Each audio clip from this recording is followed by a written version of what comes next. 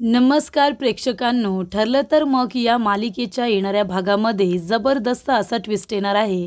तर इथे अर्जुनने आता सायलीला पूर्णाजी आणि कल्पना यांच्या नाकावरती टिचून सुभेदारांच्या घरी लक्ष्मीच्या पावलांनी इथे गृहप्रवेश करायला सांगितलेला असतो। आणि त्याचबरोबर अर्जुनची बायको या हक्काने सायली जेव्हा सुभेदारांच्या घरी येते तेव्हा सगळ्यात आधी ती प्रियाला बाहेरचा रस्ता दाखवते, तिची चांगलीच हक्कलपट्टी करते। तर इथे अचानकपणे आता सायली अर्जुन बरोबर सुभेदारांच्या घरी कशी काय येते, मधुभाऊने सायलीला ही परवानगी कशा पद्धतीने दिली आणि सुभेदारांच्या घरी आल्यानंतर सगळ्यात आधी सायलीने प्रियाला तिचा हिसका का दाखवला, आजच्या भागामध्ये सविस्तरपणे आपण बघूया। तर इथे अर्जुनचा सायलीवरती खूप जास्त प्रेम आहे आणि वेळोवेळी अर्जुनने हे सिद्धसुद्धा केलेलं आहे। तर इथे ॲडव्होकेट जोशी मधुभाऊंची केस लढत असतात, पण ही केस लढत असताना मधुभाऊंची केस त्यांनी जिंकण्यासाठी नाही तर हरण्यासाठी घेतलेली आहे, त्यांना फासावरती लटकवण्यासाठी घेतलेले आहे, हे आता सगळ्यांच्या लक्षात आलेलं असतं। तरीसुद्धा इथे मधुभाऊ ॲडव्होकेट जोशी यांच्याकडून आपली केस काही काढून घ्यायला तयार नसतात। तेव्हा इथे कुसुमताई म्हणत असते की मधुभाऊ, कोर्टामध्ये काय झालं तुम्ही बघितलंत ना, गेली 1.5 वर्ष अर्जुन तुमच्यासाठी सगळ्यांबरोबर पुरावे गोळा करण्यासाठी किती लढत होता, तुम्हाला निर्दोष सिद्ध करण्यासाठी गेली 1.5 वर्ष तो किती प्रयत्न करतोय हे मी माझ्या डोळ्याने बघितलेलं आहे। आणि सायलीला तुम्ही चुकीचं समजताय, पण त्यावेळेला सायलीने स्वतःचा विचार केला नाही, तिने फक्त तुमचा विचार केला, आपल्या वडिलांचा विचार केला की काही करून माझ्या वडिलांना फक्त निर्दोष सिद्ध करायचं आहे, तुम्हाला न केलेल्या गुन्ह्याची शिक्षा भोगावी लागत होती आणि हे सायलीला बघवत नव्हतं, म्हणून तिने अर्जुन बरोबर ही डील केली जरी असली तरीसुद्धा आत्ताच्या काळामध्ये अर्जुन आणि सायली दोघे एकमेकांवरती प्रेम करतात आणि ते नवरा बायको आहेत। मी त्यांच्या लग्नाची साक्षीदार आहे, मंदिरामध्ये सगळ्यांसमोर त्यांनी लग्न केले, त्याच्यामुळे सायलीने तुमच्यासाठी हा निर्णय घेतला होता आणि सुभेदारांच्या घरामध्ये गेली 1.5 वर्ष ती सून म्हणून तिची सगळी कर्तव्य पूर्ण करत होती। आधी सगळ्यांनी तिचा रागराग केला, पण नंतर सगळ्यांची ती लाडकीसुद्धा झाली। मग मधुभाऊ, सायलीने तुमच्यासाठी हे जे काही केलंय त्याचं चीज व्हायला जर हवं असेल तर तुम्ही निर्दोष सिद्ध होणं जास्त गरजेचं आहे। ॲडव्होकेट जोशी तुम्हाला निर्दोष सिद्ध करणार नाही, तुम्ही अर्जुनकडून केस काढून घ्यायला नको होती, अर्जुन पहिल्यापासून तुमची केस लढत होता, अगदी पहिल्या दिवसापासून तो तुम्हाला निर्दोष सिद्ध करण्यासाठी प्रयत्न करत होता आणि आता त्याने केलंही असतं, तुम्हाला जामिनावरती त्याने सोडवलं ना, मग आता निर्दोष सिद्ध करण्याची वेळ आली आणि तुम्ही त्याच्याकडून रागाच्या भरामध्ये केस काढून घेतली। तेव्हा कुसुमताई म्हणत असते की हे तुम्ही चुकीचं करताय, आता जर ॲडव्होकेट जोशी यांनी अर्जुनच्या रागापायी तुम्हाला जेलमध्ये टाकलं, तुमची केस वीक केली, फासावरती तुम्हाला लटकवलं तर काय करायचं आपण। तेव्हा सायली म्हणत असते की मधुभाऊ, तुम्हाला माझा राग आलाय ना, मग तुम्ही माझ्यावरती राग काढा ना, पण वकील म्हणून अर्जुन सरांवरती संशय घेऊ नका, ते खरंच खूप चांगले वकील आहेत, त्यांना तुमची केस लढू द्या। तेव्हा इकडे आता मधुभाऊंना सायली आपली शपथ देते, कुसुमताईसुद्धा समजावते। तेव्हा इकडे मधुभाऊंचे डोळे आता उघडलेले असतात, आपण फासावरती जातोय की काय ही भीती त्यांच्या मनात जेव्हा निर्माण होते तेव्हा ॲडव्होकेट जोशी यांच्याकडून आपली केस काढून घेतात आणि पुन्हा अर्जुनलाच देतात। तेव्हा इकडे अर्जुन आता पूर्वीप्रमाणे मधुभाऊंची केस लढवण्यासाठी सज्ज झालेला असतो आणि तो सगळे पुरावे सादर करत इथे साक्षीच्या विरोधामध्ये जो काही त्याने व्हिडिओ तयार केलेला असतो ॲडव्होकेट जोशी यांच्याबरोबरचा, तो व्हिडिओ अर्जुन आता कोर्टामध्ये सादर करत मधुभाऊंना निर्दोष सिद्ध करतो। तर साक्षीचा गुन्हा लपवण्यासाठी महिपत आणि साक्षी शिकरे इथे वकिलांनासुद्धा विकत घेतात, त्याचबरोबर जज साहेबांनासुद्धा विकत घेतात आणि आपल्या बाजूने निर्णय द्यायला सांगतात, हे त्याने त्या व्हिडिओच्या माध्यमातून कोर्टामध्ये सादर केलेलं असतं आणि मधुभाऊंना निर्दोष सिद्ध केलेलं असतं। तेव्हा इकडे मधुभाऊंना खात्री पटते की अर्जुन सायलीसाठी काहीही करू शकतो आणि आमच्यासाठी सुद्धा।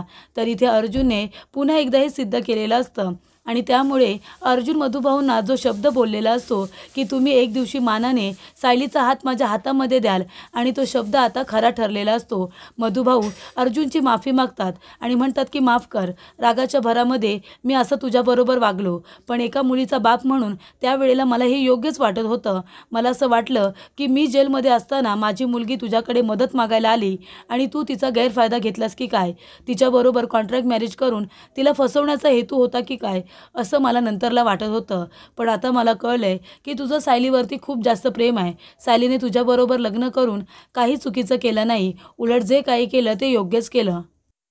आणि इथे मधुभाऊ सायलीचा हात स्वतःच्या हाताने अर्जुनच्या हातामध्ये देतात आणि म्हणतात की तुम्ही दोघंजण आता सुखाने संसार करा, माझ्या सायलीला त्रास होईल असं अजिबात वागायचं नाही. तेव्हा इथे अर्जुनला हेच हवं होतं की मधुभाऊंनी सायलीचा हात आपल्या हातामध्ये द्यावा आणि तो दिल्यानंतर अर्जुन आता घरातल्यांबरोबर लढायला तयार झालेला असतो. विनाकारण घरातले सगळे लोक सायलीचा रागराग करत असतात आणि त्याच्यामध्ये प्रिया सगळ्यांचे कान भरत असते. तेव्हा अर्जुन सायलीचा हात पकडून तिला आता घरी घेऊन येतो. तेव्हा दारामध्ये सगळेजण उभे राहिलेले असतात आणि कल्पना, पूर्णाजी, प्रिया, अस्मिता सगळे म्हणत असतात की ह्या मुलीला या घरामध्ये जागा नाही. तेव्हा अर्जुन सगळ्यांना म्हणतो की मला आता तुमच्याबरोबर वाद घालायचा नाही आहे, फक्त सगळ्यांना एकच प्रश्न विचारायचा आहे की या घरामध्ये जर सायलीला जागा नाही तर मग मला जागा आहे की नाही. तेव्हा कल्पना म्हणते हे घर तुझं आहे, तू या घरामध्ये येऊ शकतोस, पण ही खोटारडी मुलगी नाही. तेव्हा अर्जुन म्हणतो सायली काही खोटं बोललेली नाही आहे, सायलीला जे मी सांगितलं तेच तिने केलं, त्याच्यामुळे कुणीही सायलीला ब्लेम करू नका. आता फक्त एकच सांगतो, जर सायलीला, माझ्या बायकोला या घरामध्ये जागा नसेल तर मी सुद्धा राहणार नाही आहे. आणि हे तुम्हाला सगळ्यांना चालत असेल तर आत्ताच हो बोला, म्हणजे मी इथूनच सायलीला घेऊन मी कुठेही आमच्या राहण्याचा बंदोबस्त करेन, कुठेही दुसरीकडे फ्लॅट घेईन आणि राहीन आणि पुन्हा माझं तोंडसुद्धा तुम्हाला दाखवणार नाही. माझं प्रेम खरं आहे, सायलीचं माझ्यावरील प्रेम खरं आहे. तुम्हाला सगळ्यांना मी सांगून सांगून थकलो. मी सांगत होतो की तेव्हा जरी कॉन्ट्रॅक्ट मॅरेज असलं तरी त्याला काहीतरी कारणं होती आणि ते सुद्धा मी तुमच्या प्रेशरखाली येऊन केलं होतं, कारण मला या तन्वीबरोबर लग्न करायचं नव्हतं आणि तुम्ही जबरदस्ती माझा साखरपुडा तिच्याबरोबर करत होता आणि म्हणून त्यावेळेला मला जे योग्य वाटलं ते मी केलं आणि थँक गॉड मी तेव्हा कॉन्ट्रॅक्ट मॅरेज केलं होतं, नाहीतर ह्या सेल्फिश मुलीबरोबर तुम्ही माझा साखरपुडा आणि लग्न लावून दिलं असतं, असं अर्जुन आता सगळ्यांसमोर म्हणतो. तेव्हा इकडे अर्जुन म्हणतो की बरं झालं मी कॉन्ट्रॅक्ट मॅरेज केलं म्हणून सायलीसारखी गुणी मुलगी, संस्कारी मुलगी आणि सालस मुलगी माझ्या आयुष्यामध्ये आली आणि त्याचा मला आनंद आहे. तुम्हाला सगळ्यांना जरी ती नसेल आवडत, तुम्हाला तिच्याबद्दल काहीही वाटू दे, तो तुमचा पॉईंट ऑफ व्ह्यू आहे, पण माझ्या दृष्टिकोनातून सायली ही माझी बायको आहे आणि ती माझ्याबरोबरच राहणार. आता जर तुम्हाला मी सुद्धा या घरामध्ये नको असेल तर तसं सांगा, म्हणजे मी आताच्या आता इथून निघून जातो आणि मी पुन्हा परत इथे कधीच येणार नाही. तेव्हा इकडे आता अर्जुन म्हणत असतो की मधुभाऊंना मी वचन दिले, सायली माझी जबाबदारी आहे, माझी बायको आहे, तिच्याबरोबरच मी राहणार आणि ती माझ्याबरोबर. तेव्हा इकडे आता प्रियाला तर खूप जास्त राग येतो. प्रियाचं स्वप्न अर्धवट राहतं, सायली अर्जुनला वेगळं करून तिला अर्जुनबरोबर लग्न करून सुभेदारांची सून व्हायचं असतं. तेव्हा पूर्ण आजी आणि कल्पना यांचा नाईलाज होतो. ते म्हणतात की ठीक आहे, ह्या मुलीला जर घरामध्ये यायचं असेल तर येऊ दे, पण आमच्याशी संबंध ठेवायचा नाही, तुझी बायको म्हणूनच फक्त राहायचं. तेव्हा अर्जुन म्हणतो की ठीक आहे, तुम्हीही तिच्याबरोबर संबंध ठेवू नका आणि तिला वाईट वाटेल, तिला हर्ट होईल असं तिला काही बोलू नका आणि तुमची कामंसुद्धा करायला सांगू नका, असं अर्जुनने आता सगळ्यांसमोर सांगितलेलं असतं. तेव्हा सायली आता घरामध्ये येते. अर्जुन तिला पुन्हा एकदा गृहप्रवेश करायला सांगतो. त्यानंतरला लक्ष्मीच्या पावलांनी सायली घरामध्ये प्रवेश केल्यानंतर इथे प्रिया म्हणत असते की या घरामध्ये आली आहेस पण हक्क गाजवायचा नाही, इथे अर्जुनची बायको म्हणून आली आहेस ना, तेवढ्यापुरतंच मर्यादित राहायचं, या घराची सून व्हायला जायचं नाही, कळलं ना. तुझ्यामुळे या लोकांना किती त्रास झाला आहे ते मी माझ्या डोळ्यांनी बघितलं. आता जर तुझं पोट भरलं असेल ना तर पुन्हा ती चूक करू नकोस, या सगळ्या माणसांना हर्ट करू नकोस आणि ती तुझी वृत्तीच आहे, कारण आश्रमामध्ये मी बघितलं आहे ना, आधी माणसांना जीव लावायचा आणि मग त्यांची मनं तोडायची. तेव्हा सायली म्हणते की तुझ्यासारखी मला सवय नाही आहे, मी जे काही खोटं बोलले ते मी खोटं बोललेलीच नाही आहे, मी फक्त सत्य लपवून ठेवलं आणि अर्जुन सरांना मी सांगितलं होतं की लवकरात लवकर हे सत्य तुम्ही सगळ्यांना सांगा, पण अर्जुन सरांची ही फॅमिली आहे, त्यांनी मला तेव्हा सांगितलं होतं की माझ्या फॅमिलीला कसं सांगायचं कसं नाही हे मी ठरवणार, तू पुढे पुढे करायचं नाही आणि मी फक्त त्यांच्या बोलण्याचं पालन केलं. मग याच्यामध्ये माझी काय चुकी झाली आणि हा निर्णय सर्वस्वी त्यांचा होता, त्याच्यामुळे मी कुणालाही दुखावलेलं नाही आहे, नाही मी कुणाला फसवलं तुझ्यासारखं, नाही मी चोरी केली, नाही मी लबाडी केली, नाही कुणाच्या भावना दुखावल्या, कळलं ना. अर्जुन सरांनी जे तेव्हा सांगितलं होतं आणि ते योग्यच होतं, आम्ही फक्त खरं सांगितलं नाही, कुणाला धोका तर दिला नाही ना, कुणाला फसवलं तर नाही ना, आमच्यामुळे कुणाचं काही नुकसान तर झालं नाही ना, तू जसं करतेस तसं. तेव्हा इकडे आता प्रियाने जे काही सायलीला बोललेले असते त्याचं पलटवार सायलीने सुद्धा प्रियाला दिलेला असतो. त्यानंतर सायली म्हणते, आणि तू आता इथे राहायचं नाही. माझ्या विरोधात सगळ्यांचे कान भरून झाले असले ना तर आता निघायचं इथून. हे घर माझं आहे. मी जरी अर्जुन सराची बायको म्हणून या घरात आले असले ना तरीसुद्धा माझं नाव काय आहे ते लक्षात ठेव. सायली अर्जुन सुभेदार. त्याच्यामुळे हे घर माझं सुद्धा आहे. आणि तुझ्यासारखी माणसं, निगेटिव्हिटी मला माझ्या घरामध्ये नको आहे. कारण तू जर इथे असशील ना तर आमचे संबंध जे काही आता आहेत ना त्याच्यापेक्षाही खराब करून टाकशील आणि रोज वाद निर्माण करशील. आणि मला माझ्या घरामध्ये अजिबात वाद निर्माण झालेले नको आहेत. आतासुद्धा हा जो काही तमाशा झाला आहे तुझ्यामुळे झाला गं. नाहीतर आम्ही दोघेजण एकमेकांना कॅफेमध्ये सांगणार होतो की आम्ही दोघेजण एकमेकांवरती किती प्रेम करतोय आणि कायमचं एकत्रच राहणार होतो. मंदिरामध्ये आम्ही दोघांनी खरोखर लग्न केलंच होतं आणि ते सर्टिफिकेटसुद्धा आमच्याकडे आहे. खोटं नाही आहे ते. तू जरी कितीही ओरडून ओरडून सांगितलंस ना की आमचं लग्न खोटं आहे तरीसुद्धा ते खोटं नाही आहे, ते खरंच आहे. हवं तर मंदिरामध्ये जाऊन रजिस्टरमध्ये चेक कर.